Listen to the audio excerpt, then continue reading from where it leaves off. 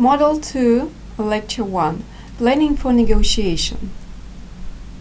Part 1, Preparation. In any kind of negotiation, the planning stage is probably the most important. Too often in negotiations we go in badly prepared and end up giving concessions that reduce the overall profitability of the final deal. The importance of planning is in having a very clear idea before entering into the negotiation. What are my objectives? What does the other side wish to achieve? What information will influence the final outcome of the negotiation? What concessions can I make? How am I going to achieve my objectives? What part will other people play in the negotiation? There are elements in the negotiating environment which have an effect on the negotiating process. They are even more relevant in international negotiations. They must be noticed, studied, and prepared for. 1. Place. Where is the negotiations to take place? There are 4 options: my place, your place, some other place, no place. The negotiator on home ground has the advantage of familiarity. There is no culture shock. Indeed, it is the other side that has to face it. The negotiator can control the environmental and even, if desired, create annoyance and pressure on the other side. Number 2. Time. The international negotiator works in 3 time dimensions: local time, home time, deal time. There are good and bad times for different countries. For example, Ramadan is not the best month for negotiating in Muslim countries.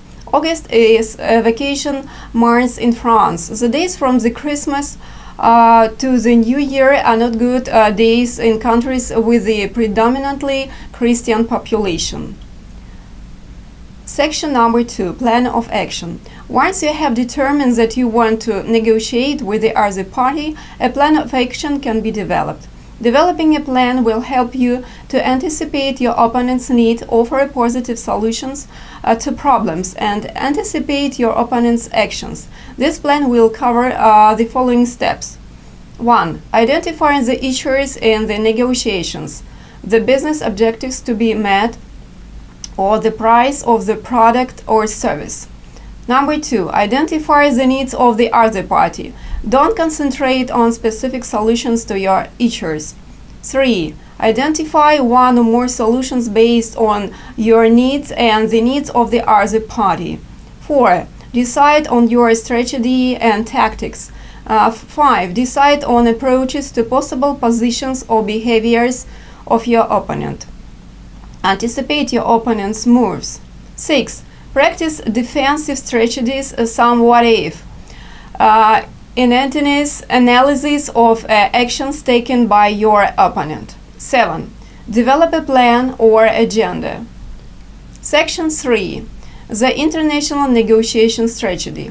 The international negotiation strategy provided by the International Chamber of Commerce are based on the idea that the best deals are struck between negotiating partners that not only want or need to collaborate, but also respect and trust one another. These principles provide the directions for creating a productive working relationship for transactions of any kind or length.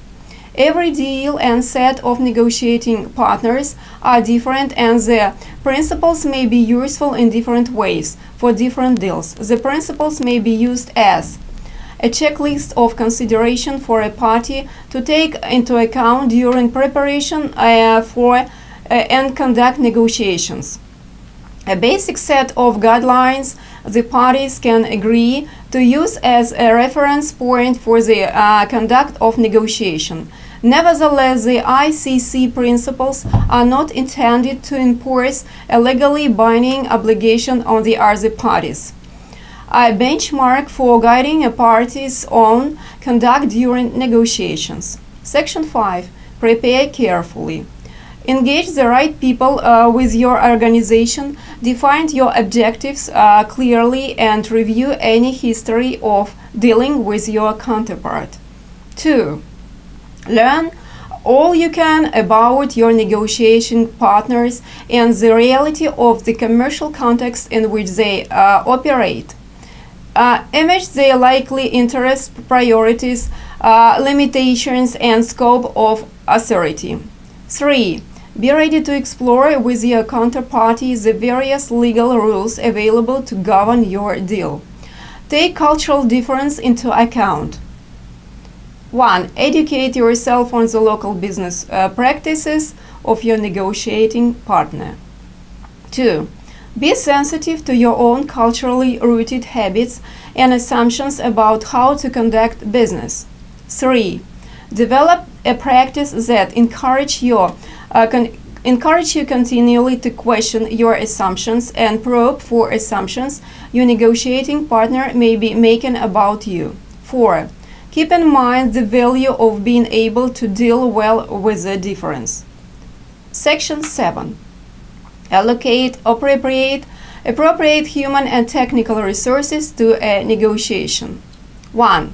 Anticipate the peoples you'll need to have in the room or on standby to support negotiations, such as people with the decision-making authority on issues at hand, specialized technical experts, translators, legal drafters, tax advisors, and local counsel.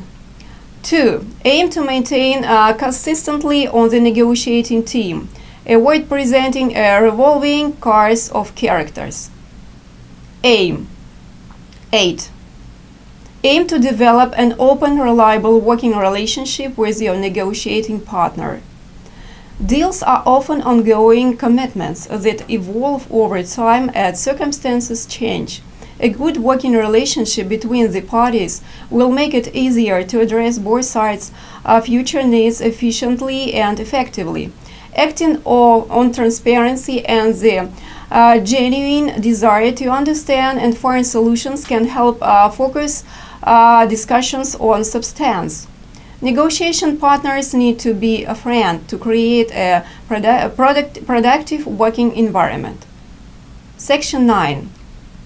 Behave with integrity. You don't need to reveal anything, but everything you say should be true. Lying or misleading imperils the deal, the working relationship at hand, and your reputation in the trading community, and may ultimately lead to legal sanctions. Your willingness to bring your value and integrity to the table is a signal to your negotiating partner of how seriously you are approaching the negotiation. Determining course and a schedule prior to enter negotiations, you and your organization must determine the value of the product on the table. For a buyer, this is how much you are willing to spend. For a seller, this is how much you are willing to accept. You must also determine the delivery date of the product. Use estimates based on previous business transactions. Use market prices if these exist for the product or similar products. Fact gathering. Information is a valuable resource in negotiation. It is important to ensure the details of the negotiation in progress are secure, that the people working on it understand the importance of security.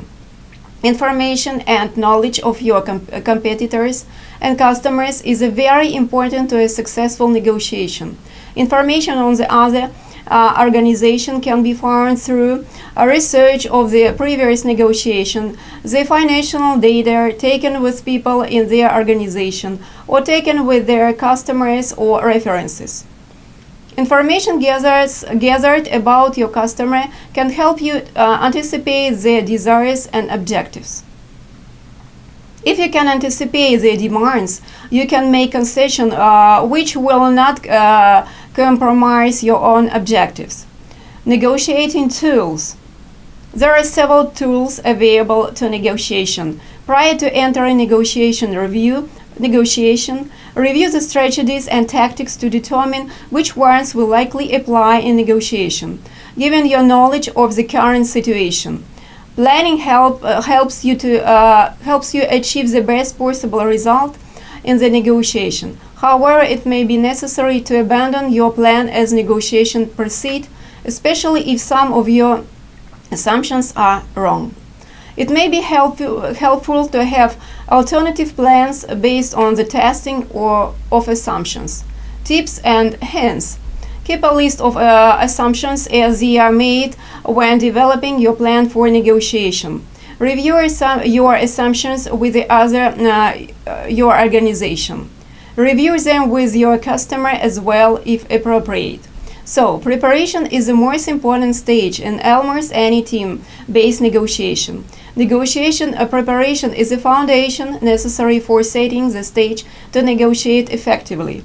You can create and develop your own criteria to keep your evaluation more in sync with your industry. Thank you for your attention.